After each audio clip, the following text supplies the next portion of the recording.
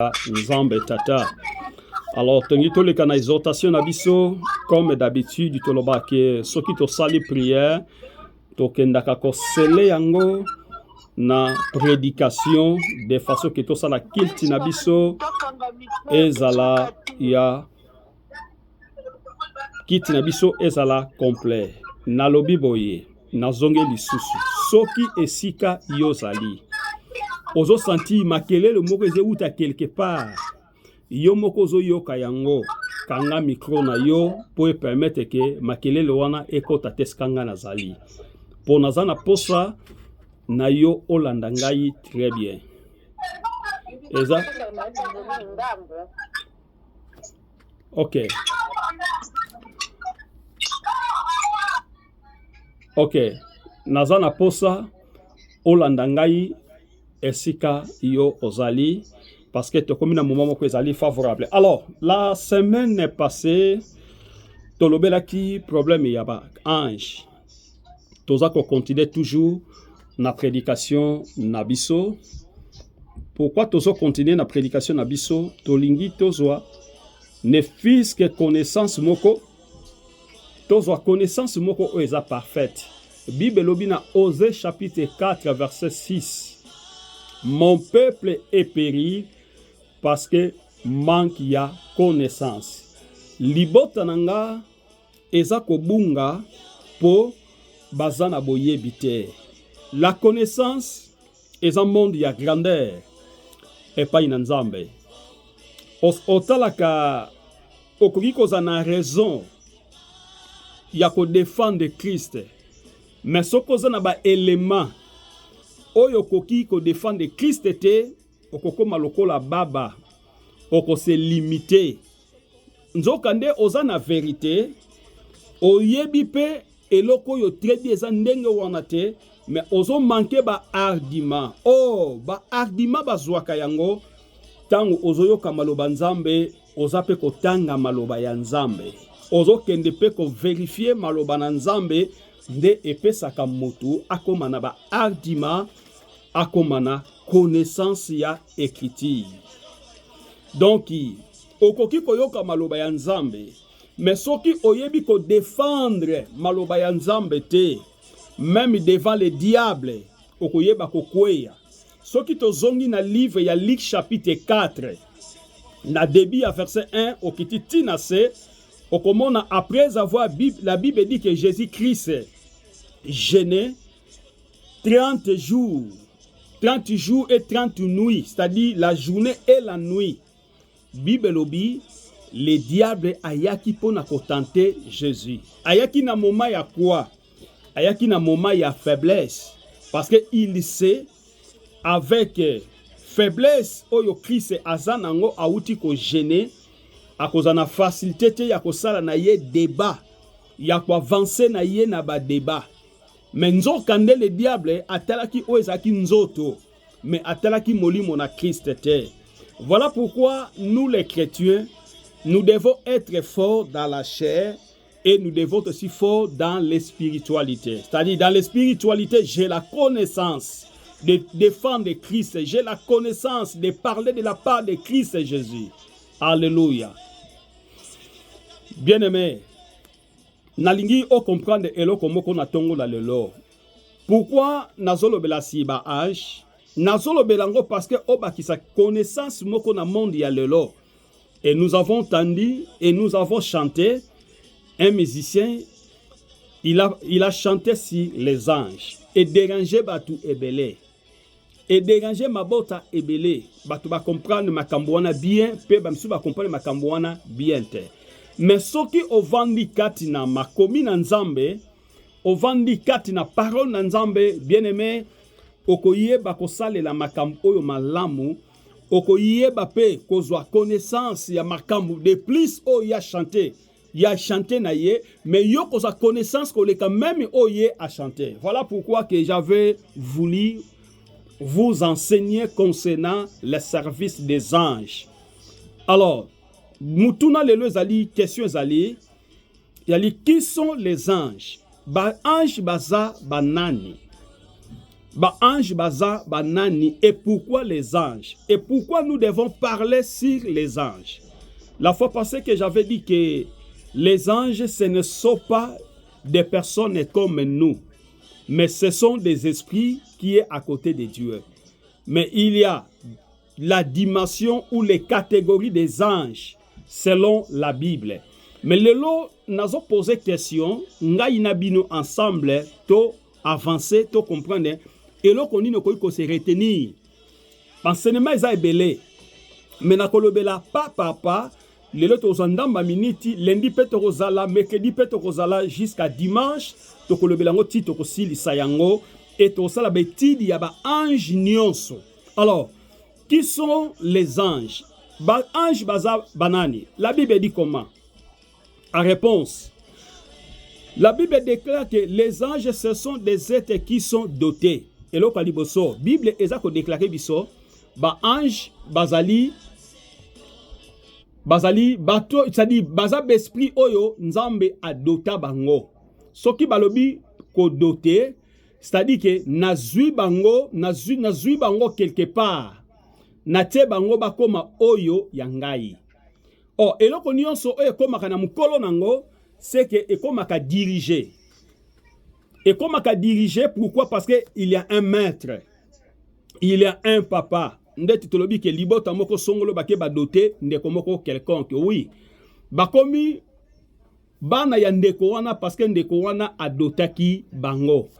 Nazolinga nazwa Bible na ngai de façon que to avancer na bino concernant makambo oyo nazolobela na Bible. Nalobi ba ange bazali les êtres qui sont dotés d'une puissance et de facultés supérieures à celles des humains. Alors, yo kasko comparaison oyo. Balobi ba ange bazali besprit oyo eza na faculté ya nzambe baza supérieure à celle des humains. Bango baleki biso. Donc biso tokoki ko comparer na ba ange te. Ba ange baleki biso. Baleki biso pourquoi? Parce que bango basalami na mai na makila lokola biso te. Mais biso to salama na liloba. To salami ke nzamba lobi e mutu salami. Bolandinga trebe sika tozali bango baza doté et pas ina nzambe. Baza na nzela na nguya ya faculté o ezali supérieure. Donc baza différent na biso. Biso tozali les humains, mais les anges ce sont des esprits de Dieu. Baza besprit ya nzambe o baza ka commander seulement et pas ina nzambe. Donc nzambe nde mutu aza mukolo na bango. Nzambe nde mutu aza mokeli na bango. Nazoluka verset mokonatanga de façon que on comprendre makambo yo tozolinga tolobela. Zana patience moi muke parce que tellement nazana nazo soyango s'il vous plaît. Bon, token na verset de 2 Pierre. 2 Pierre chapitre 2 verset 11. Et si kozali koma yango 2 Pierre chapitre 2 verset 11. Tandis que les anges supérieurs en force, anges supérieurs basant en force, en puissance, ne portent pas contre elle les jugements injurieux devant les seigneurs. Ce qui otali livre ya Pierre au sangisi yango na livre ya Nombre, Exode et c'est combinaka. Et c'est combinaka parce que eza na ba faté moko ezali très prudent. Tango zotanga 2 Pierre ou 1 Pierre eza ba livre moko eza nexé na Exode, eza nexé na Nombre. Eza ba livre moko ezali lié na prophétiquement. Eza pe ba livre moko lié na katina ba une certain poème. Pourquoi? Parce que ce sont des choses eza ki makambo oyo elekaki na ba difficulté. Elekaki na ba difficulté na ba période moko inentendue. Na ba période moko où Dieu prophétisait pour na Israël, où Dieu parle pour na Israël kokende na bango na boumbu na Égypte. Boumbu eza difficulté. Tant que prophétiser pendant déjà que tu passeras les moments très difficiles dans votre vie, c'est-à-dire que tu dois traverser un moment très difficile, les moments inattendus dans votre vie. Mais quelqu'un qui prophétise déjà, il y aura le temps, les moments, la circonstance moko, pour passer un moment moko très difficile pour la vie na yo. Et ça les périodes au ban Israël ba pasaki na Égypte. Na verset totangi na histoire na ngona zu muke balobi boy. Tandis que les anges supérieurs et en force et en puissance ne portent pas contre elle les jugements injurieux devant les seigneurs. Balingi balo banin. Moïse a passé un moment moko très difficile après avoir libéré banaya Israël na katina Égypte. Tango a libéré ki bango. Selon la Bible, nzela o ezalaki ya bana Israël na Égypte po bakota na Kana ezaki seulement nzela ya 3 jours. 3 jours, l'andanga très bien. Babengi yango schéma ya détour. Ezalaki seulement 3 jours. 3 jours seulement bana Israël balongwa na Égypte bakoma na katina Kana ezaki 3 jours. Mais Dieu le savait, le kola Israël a viva presque vine mobimba na katina Égypte ayebi ke bazana semence ya Égyptien.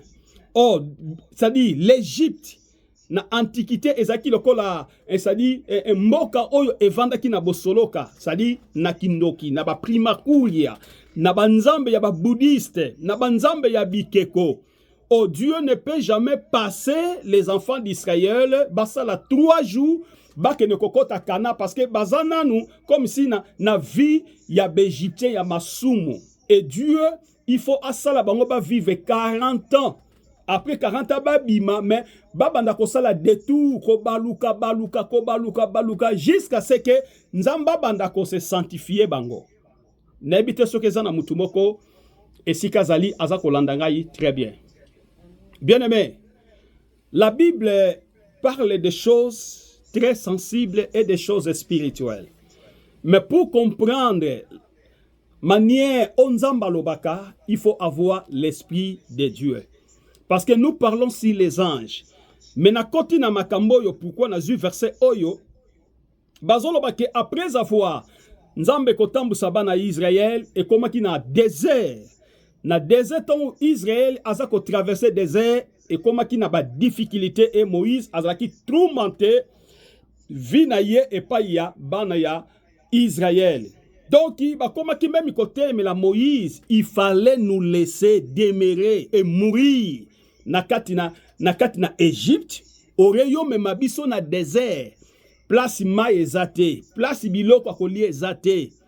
Moïse a comment qui tourmenté amona ki vina ye et comment qui na danger tellement ba menace le kaki mingi nzamba yebisi Moïse beta na libanga wana eko beta na libanga eke répondre na ba c'est-à-dire ba déshydrater ça ba problème oyo bana Israël bazana ngo posa na mitan wana Moïse alobi na verge oyo est-ce que nazana ngo soki na beti na rocher za libanga. Est-ce que na libanga oyo maye koki kobima? Ça dit Moïse a douté avec Dieu. Et Moïse, il a oublié tout ce que Dieu l'a dit et Dieu l'a commandé et tout ce que Dieu a lakisaki. Mais et comme il a difficulté, il y a kotambu sabana Israël, Moïse il déclare est-ce que nakati na libanga oyo maye kobima? Et nzambe ayebaka kopinir bato. Parlant nangina épinglé eloko moko bien aimé.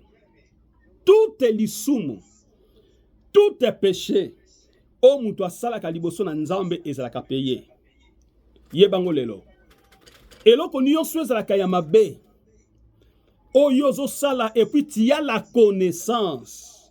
Il y a eloko yozo sala ezoaka pardon soko zuitana nzambe. Mais difficulté yaka. Moïse il y a oublié abeti libanga lobi est-ce que nesiko pe mai ko bima menzambe lokwa za bolingo abimisi na libanga mai ebimi nzokane Moïse akota na problème na nzambe landanga très bien aimé. Moïse akota na problème na nzambe azotambusa na ibana Israël soko sali totalité Yabana Israël, o babima na kati en Égypte, bato bamona Kana, ezali kaka, Josué nani, ezali Caleb na Josué, 2 personnes. Mais il y avait plusieurs de millions ya bato. Mais bato bamona Kana, 2 personnes ya pamba. Moïse na Josué. Ah pardon, Josué na Caleb. Et même Moïse a mona Kanate. Bien aimé, moto yaza na connaissance na Nzambe. Akoki ko se vaquer na babiloko ya salitete. Parce qu'il a la connaissance. Parce qu'il sait que soki na sali eloko yo. Nzamba kozala ne sengo liboso na ngate.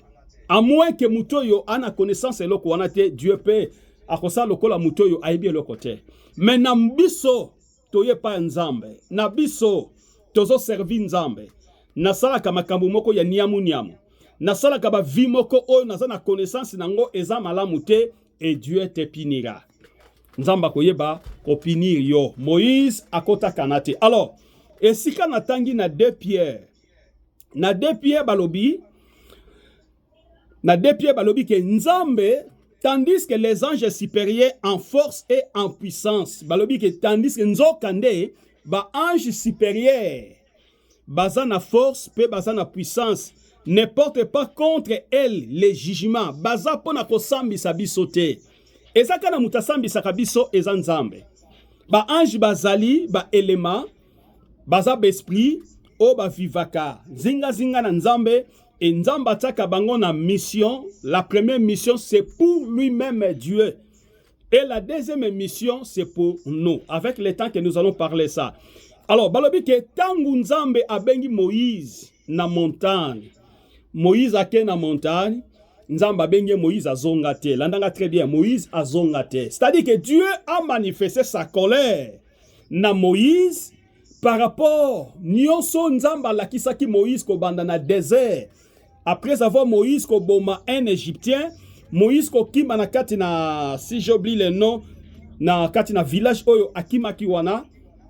Moïse accueilli ko vivre lokola mungamba na ndaku ya que dirais-je le nom de cet homme là, Jéthro accueilli ko vivre donc ki mungamba na kati na ndaku ya Jéthro et na ndaku ya Jéthro et Moïse ayeko bala mwana ya Jéthro akomi beau-frère ya Jéthro. Alors ko zonga Moïse akene zonga na kati na Israël na désert, Nzambe ayeko lakisa Moïse moto nzete za kopela moto na buisson Adam. Eza kopela moto Nzambe sikoyo akoti na mission à travers Moïse. Bien aimé, na lingina yebisa yo ndenge yo sambelaka.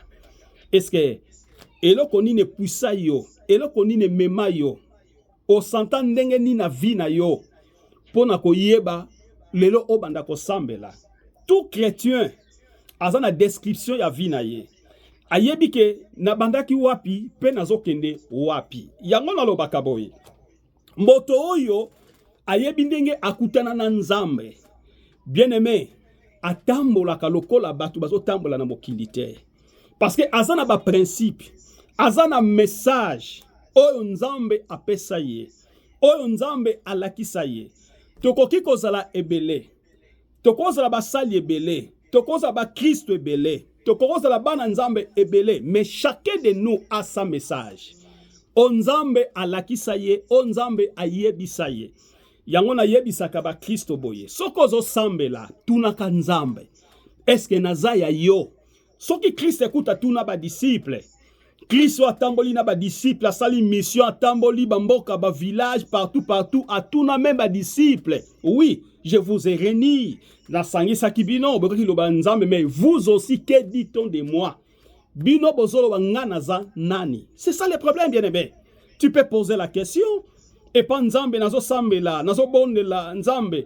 Est-ce que naza pena mwana oya yo, oyo bengi, pona ko servi, oyo bengi, pona yeba yo, et Dieu va te répondre. La Bible dit que Dieu répond d'une manière d'une autre. Comme Dieu, il avait accordé la sagesse à Simon Pierre. Et Simon Pierre répondit à Christ, tu es le Messie, le Fils de Dieu vivant. Voilà l'inspiration de la part de Dieu. Bien aimé, n'a pas déjà Moïse. Et Nzambe, après avoir Moïse kobeta libanga maye bimi, nzokande na kwen Nzambe za na problème na Moïse. Et Nzambe komi sous kotambusa Moïse komi kotambusa bana Israël et Nzambe abenga Moïse na montagne. Tanga bengi na montagne Nzambe a récupéré Moïse, Moïse a zongate, Moïse a kufa. Et tango Moïse a kufa, siko nzoto ya Moïse, yango na vandi siko na 2 Pierre chapitre 2 verset 11. Le diable a zo kende de manière que a kende ko précipiter, ko injurier pour récupérer corps ya Moïse, pour récupérer esprit ya Moïse. Pourquoi le diable s'est précipité, bien aimé? Parce qu'il sait, Moïse c'est un phénomène. C'est un phénomène, bien aimé. Un homme de Dieu, un enfant de Dieu, c'est un phénomène. Oh, le diable a dérangé chaque jour parce qu'il sait. Ayebi puissance ni neza katina yo. Ba farte ni onzambe atia katina yo. Alléluia. Et balobi, il vivait dans le ciel. Les anges vivent dans le ciel. Ba ange ba vivaka na likolo. Dans les sphères spirituelles. C'est-à-dire, bakoza na mapata, bakoza pe au-delà ya mapata. Ba ange baza besprit, o baza ko kengela partout esika esprit. Nzambe baza ko tinda bango bazo kende na katina mission. Un niveau inexistant, c'est plus élevé que l'univers est physique. Place ba ange bazalaka. Eza, la dit, eza ba niveau moko incroyable. Par rapport na biso bato na bango. Soki tokei na Jean chapitre 6, verset 38. La Bible dit dans le livre de Jean chapitre 6, verset 38. Voilà pourquoi ils sont parfois qualifiés des esprits. Balobi, Jean Zoloba, ba anji, a des fois, baza ko qualifier bango lokola bas esprit, c'est-à-dire bas esprit. Ba ange, baza qualifier bango lokola besprit. Or, besprit, baza oyo, justement, Nzambe kaka mutu atambusaka bango. Nzambe kaka mutu azako diriger bango. Azako diriger bango pourquoi? Parce que bazali batoyo baza na commandation ya yemoko Nzambe tata. Alors, zato kende na verset wana soki kola ko permettre biso oh mon Seigneur. Yango atangi yango eza na Jean chapitre 6 verset 38 car na verset 38 Bible obi car je suis descendu du ciel wana Yesu azoloba na Jean chapitre 6 verset 38 car je suis descendu du ciel pour faire non ma volonté na utaki likolo pona sala o eza volonté na ngate mais la volonté de celui qui m'a envoyé na sala volonté ya moto oyo atinda kinga et nan atinda kiye eza Nzambe. Bien-aimé, nous devons faire la différence entre Jésus et Dieu. Dans la Bible, on parle de la Trinité. La Trinité, c'est un mot. Oyo bazo kozongo la Trinité, pourquoi? Parce que quand on parle de Dieu, Nzambaza sende. Dieu, il est lui-même Dieu. Il est le seul Dieu. Mais Aza sende dans la mission. Dans la mission, Bible obi Azako s'incarner comme un trinitaire. Un trinitaire, lokola, Azobima, Dieu le Père, celui qui a créé tout, et Dieu le Fils, comme la personne, ayakipo akeneko somba biso, na masumu, ya Adam na Ève, oyo ba pécha ki na kati na jardin d'Éden. Oh, la vie éternelle, c'était dans le jardin d'Éden. Oh, lorsque le diable, il est venu, il a trompé la femme s'est mangée, l'homme aussi mangeait, depuis ce jour-là que Dieu l'a chassé. Abimisa bango na katina Eden. Bakene ko vivre libanda ya Eden. Bible obi Nzamba tinda ba ange. Ba ange po bakene ko protéger arbre ya vie. Oyo ezali ke mutu soki ale yango akotika la seko na seko akokufaka lisusu te. O le diable ninga yaki kokosa Ève.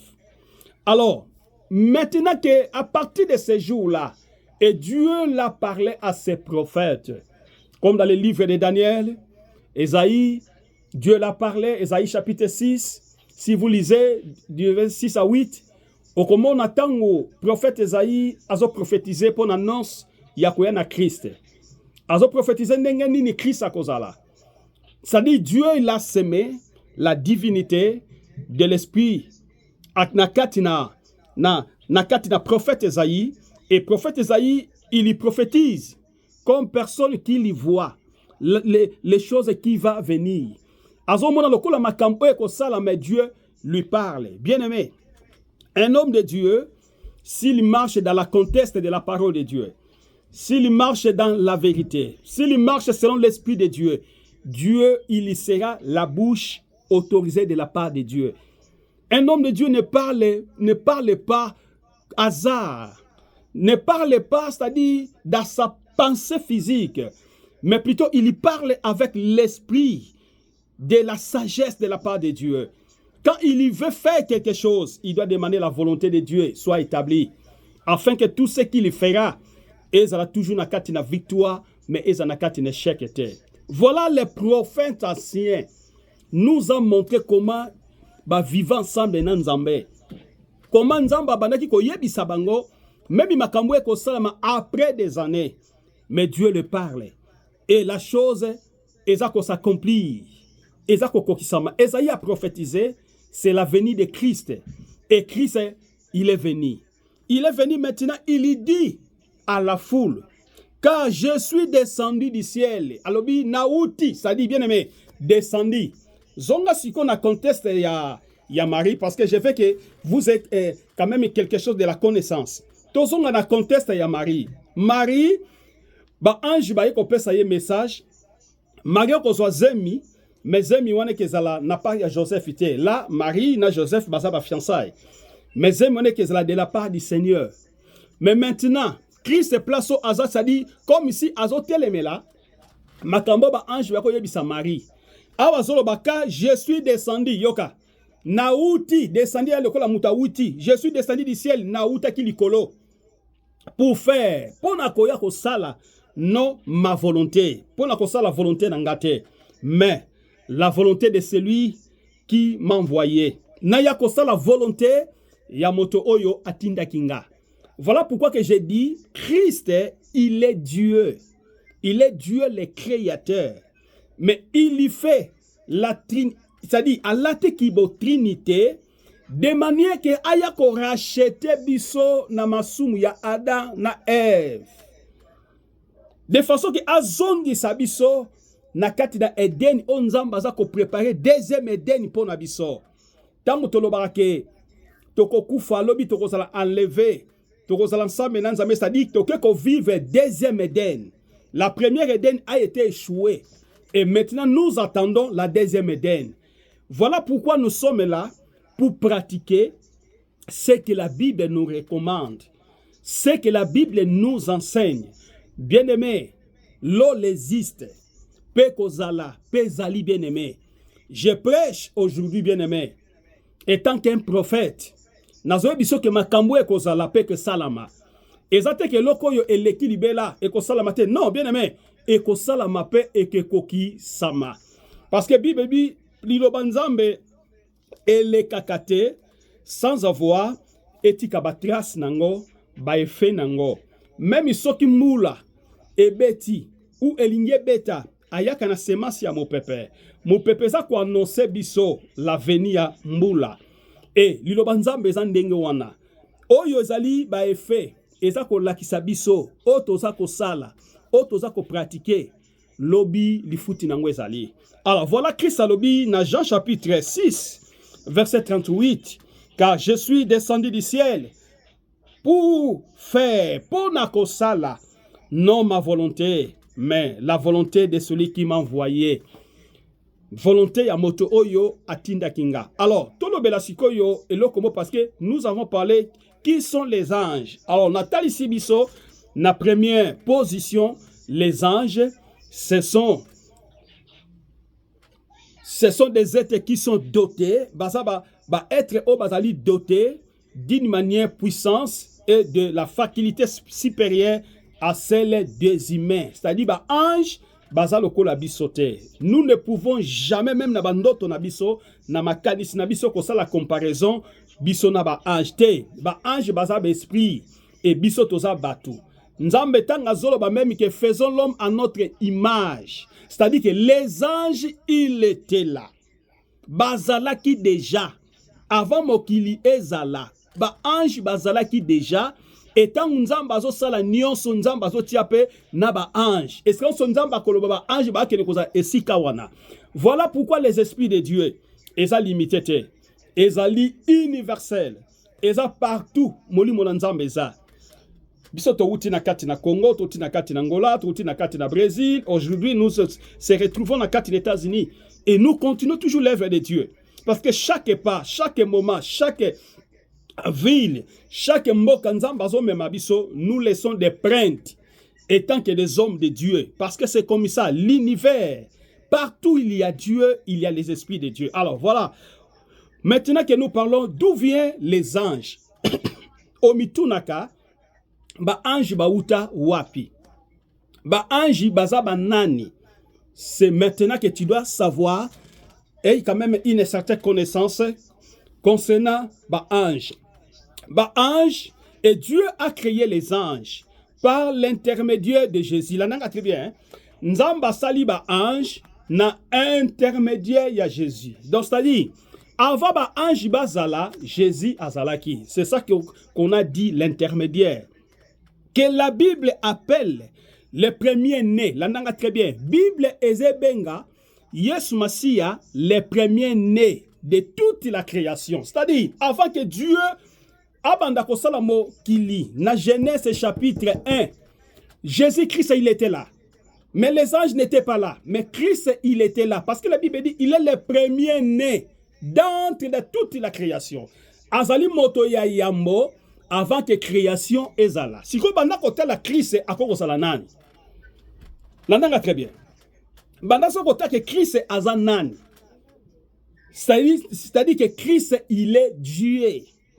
Il est incarné dans la chair. Batu bazo grâce batu ba vivre époque wana ba mona nzambe mais ba comprena te. Ba mona nzambe mais ba comprena te que ba vivre ensemble na nzambe. Mais biso lelo personne écriture. Nanzela na écriture avec l'intelligence, avec la sagesse du Saint-Esprit et nous avons compris que Christ il n'est pas seulement Jésus, mais il est Dieu. Parce que Bible obi yango, le premier-né de toute la création, ne balobi Christ. À propos du rôle oyo Christ azako joué na création, la Bible relate que c'est par son moyen que toutes les choses ont été créées. Nanzela na Christ, nyonso tozomona na kati na mokilinde salama dans le ciel et sur la terre, na likolo, landa siko très bien, na likolo, tina se amabele, et ça maki nanzela na Yesu Masia, place aux ali bete la Yesu Masia, maboko makasi bien aimé na yoka yo, parce que oza na nzambe ya solo. Parce que oza na nzambe ya solo. Oza na nzambe ya bikekote. Oza na nzambe ba fabriquete. Oza na nzambe o ba pesi kombote. Mais oza na nzambe asala likolo pe asali mabele. Je veux que vous ayez la connaissance de la part de la parole de Dieu. Parce que vous vivez dans le monde où il y a plusieurs difficultés, il y a plusieurs, c'est-à-dire, ma parole où ezali anathène, c'est-à-dire, ma baloba où ezali libanda ya nzambe. Mais avec la connaissance de la parole de Dieu, avec l'écriture de Dieu, ezako décortiquer biso qui est la personne de Jésus-Christ.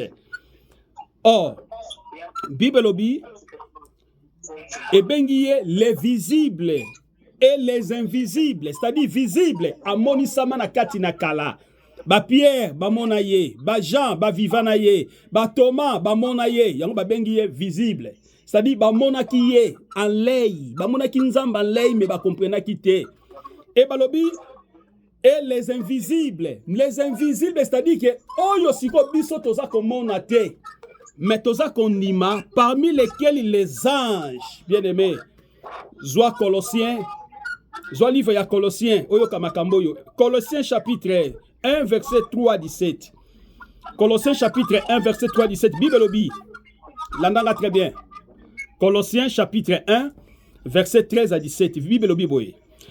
Na verset 13. Qui nous a délivrés, nanyo abiki sakibiso de la puissance des ténèbres, nanguya ya molili. et nous a transportés à Mema Kibiso dans le royaume. À Mema Kibiso dans le royaume du Fils de son amour. Alléluia, c'est Christ Jésus. Bien-aimé, n'a répété verset wana.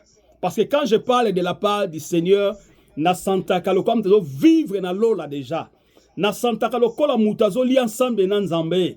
Na santa kalokola déjà si na komi esika wana. Parce que liloba na nzambe bien-aimé sozo tanga yango.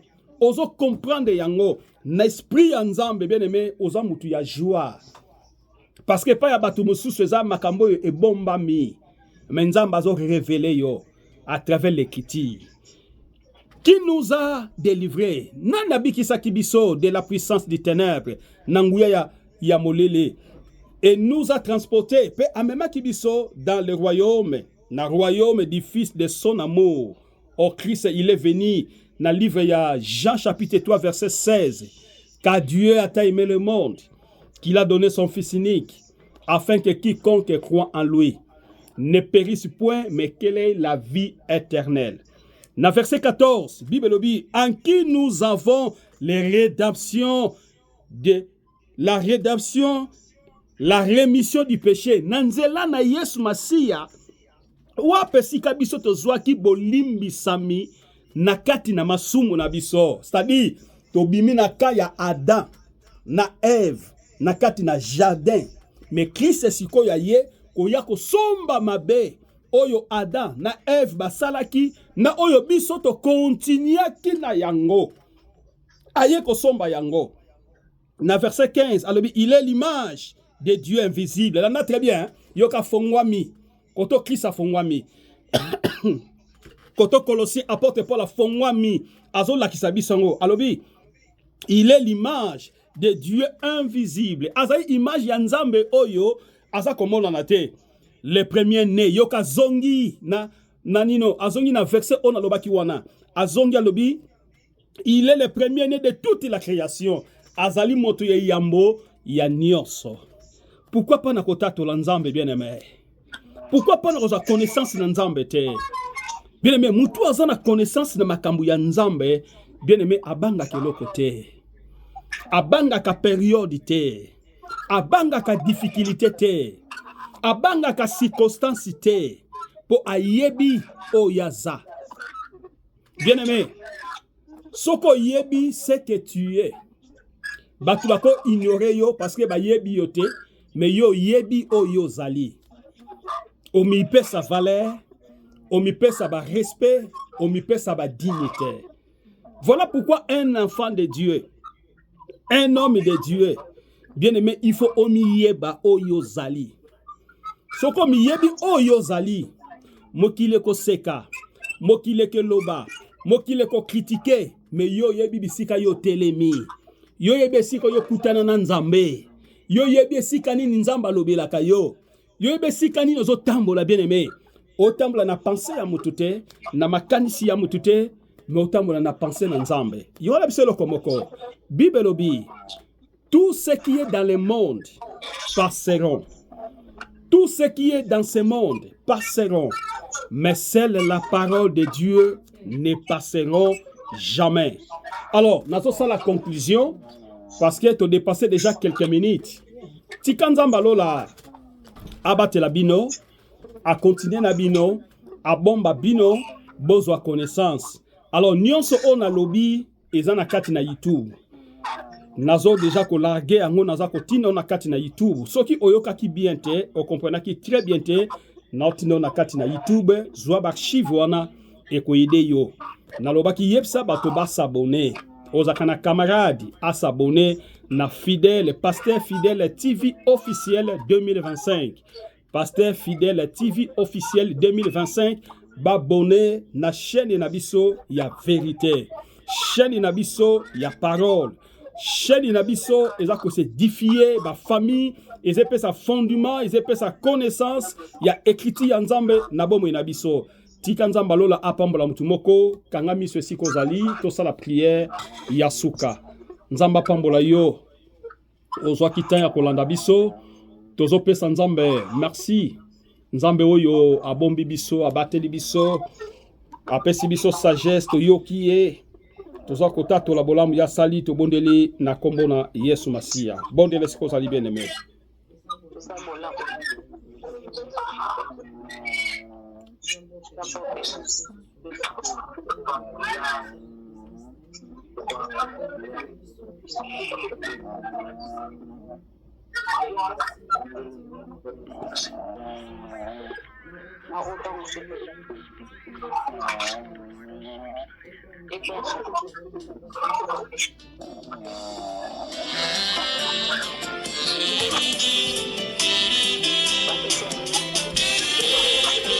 Bondela panzambe bien aimé to sisi na biso penzamba tombo mazwa lokumu pona dimanche lelo ya solo polo tombo ma Yesu toza malamu tozo luka solo nongi na yo bolamu pe grâce na yo ya continue na biso